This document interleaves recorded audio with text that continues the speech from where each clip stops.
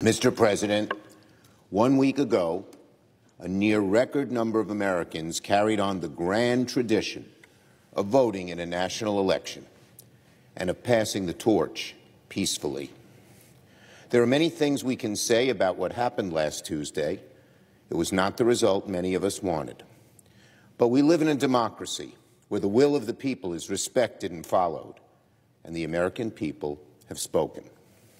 I congratulate President-elect Trump on his victory, and I look forward to speaking with him soon. And I congratulate Vice President Harris and Governor Walz for running a historic campaign. They can be proud of the incredible work their team has done over the last 4 months. The values Vice President Harris ran on will live on: individual freedom, opportunity for all, and working together to build a safer, stronger nation. And for those of us who have been given the honor of representing the people of our states, we look forward to serving, to governing, to working in a principled and bipartisan fashion to reward the trust the American people have placed in us.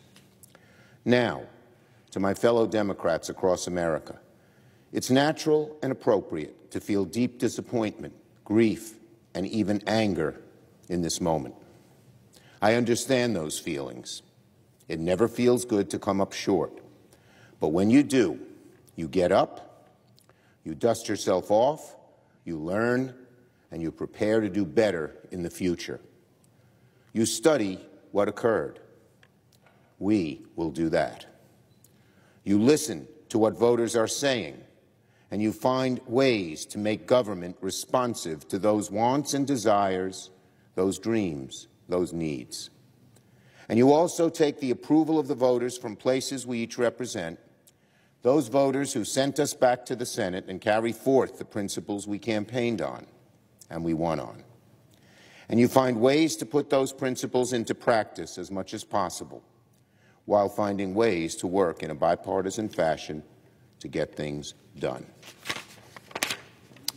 As I told my caucus this week, we should regard this election not merely as a defeat, but more importantly, as a challenge. The American people have presented us with a challenge, and we must answer the call. We have to look at what we did right, what we did wrong, and what we didn't do but should have done. First, we have to look at what we did right and continue to pursue those goals. Many of our Senate colleagues, after all, are returning to the Senate despite facing strong headwinds. I'll say more about that in a moment. Second, we have to understand the things we did wrong and how we must change. And third, we have to look at what we didn't do but should have done. We'll have these important and necessary conversations in due course, and everyone must have a seat at the table. We must be honest, we must be practical, and we must never abandon the roots that have defined the Democratic Party for generations. To Democrats who were back around in 2004, remember the grief we felt back then? It was a tough election, for sure. But what happened afterwards? We got back to work to regain the trust of the American people. I was proud to be part of that process as chair of the DSCC, and just 2 years later, the tide turned in a dramatic way. Finally, before I turn to the Senate, let me say this. I hope that after last week we can put to rest the fantasy of stolen elections and rigged outcomes. 4 years ago, the losing side refused to accept the will of the people, and it led to a violent insurrection at the U.S. Capitol. This year, we will not go down that dark and violent path. Now, let me go on to the Senate. Last Tuesday brought a mix of success and disappointment for Senate Democrats. In the final analysis, we hoped for a better result. As happens from time to time, control of this chamber will change from one party to the other. To Senator Brown and Senator Tester, we could not be prouder of the races you ran. More importantly, we could not be prouder of the legacy you have built here in the United States Senate. You are some of the finest people I've ever worked with in this chamber. To both of you, I say thank you. Job well done. Job well done. I've spoken to both Senators Tester and Brown a couple of times this past week, and they're not the ones to get down on themselves. They're not ones to get down on themselves. They're going to be just fine, and they'll continue to do great things for their home states and for our country. But I feel for the people of Montana and Ohio, who will now lose two incredible leaders. To Senators Rosen and Baldwin, we're thrilled that you're coming back for another term, despite all the headwinds and obstacles you faced back home. In fact, despite a difficult year for Democrats, 4 of our most contested seats will remain in the hands of Democrats, and in one other state, the votes are still being counted.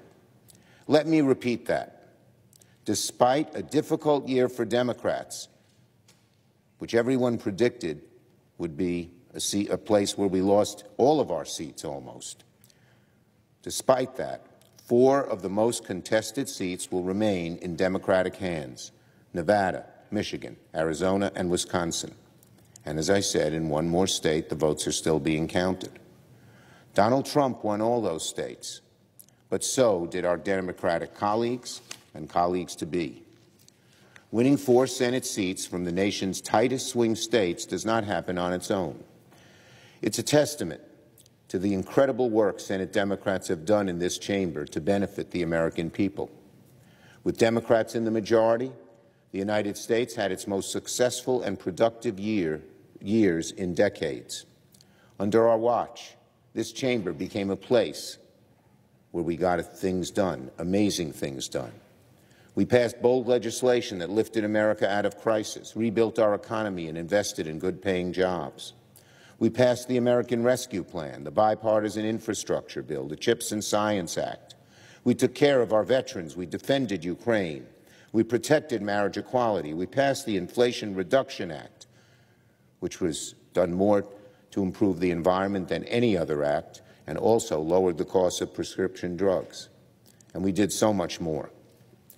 These accomplishments will continue to pay off for years and decades to come. And I'm proud that the vast majority of our accomplishments were done in a bipartisan fashion. As a result, many of our incumbents are coming back despite a tough year, and multiple swing seats will remain with Democrats. Now, to my newly elected Democratic colleagues from across the country, I extend a welcoming hand. I met with these new members just now in my office. We're excited to get to work. We're excited you're joining our caucus. Now let me turn to my colleagues on the other side of the aisle. Another closely contested election now comes to an end. To my Republican colleagues, I offer a word of caution in good faith. Take care not to misread the will of the people, and do not abandon the need for bipartisanship. After winning an election, the temptation may be to go to the extreme. We've seen that happen over the decades, and it's consistently backfired on the party in power. So instead of going to the extremes, I remind my colleagues that this body is most effective when it's bipartisan. If we want in the next 4 years the Senate to be as productive as the last 4, the only way that will happen is through bipartisan cooperation. Democrats will be ready to do what we have consistently done: work with both sides when the opportunity arises. Democrats will never abandon our values, but neither will we reject an opportunity to move the ball forward to make people's lives better when we can. The question is now whether or not Republicans are willing to do the same. To my colleagues on the other side, once again, do not abandon bipartisanship. It's the best and most effective way to get things done. It was true in the last 4 years and will be true in the years to come. Finally, let me end with this. For millions of Americans, particularly those on this side of the aisle, this is a difficult moment. But as John F. Kennedy once said, let us not despair, but act. Let us not despair, but act. Let us not give up on the dream that is America. Instead, let us do what those who came before us have always done, Let us persevere. Let us persist. Let us get to work. I yield the floor and note the absence of a quorum. A week ago today, the American people stood to be counted. They lined up to make their voices heard, and the message they sent was resoundingly clear. 4 years ago, they watched Washington Democrats take an economy that was primed for recovery and doused it in reckless taxing and inflationary spending. Over 4 years, they watched consumer prices rise more than 20%. As they made tough choices at the grocery store, felt the pain at the gas pump, they watched Washington Democrats deflect blame for the worst inflation in 4 decades. And last Tuesday, they said enough was enough. 4 years ago, they watched Washington Democrats campaign on slashing ICE and halting construction of physical barriers along the southern border. Month by month, they watched as this unseriousness and willful neglect turned into the worst humanitarian and security crisis at the border on record. And last Tuesday, they said enough was enough. 4 years ago, they watched Washington Democrats campaign on defunding the police and going soft on crime. In cities across America, their fears of unchecked violent crime were proven justified. And last Tuesday, they said enough was enough. Last week, American voters were desperate for leaders who could deliver safe streets, secure borders, stable prices, and strength abroad. So they chose to hire Republicans. They maintained a Republican majority in the House. They created a decisive Republican majority in the Senate.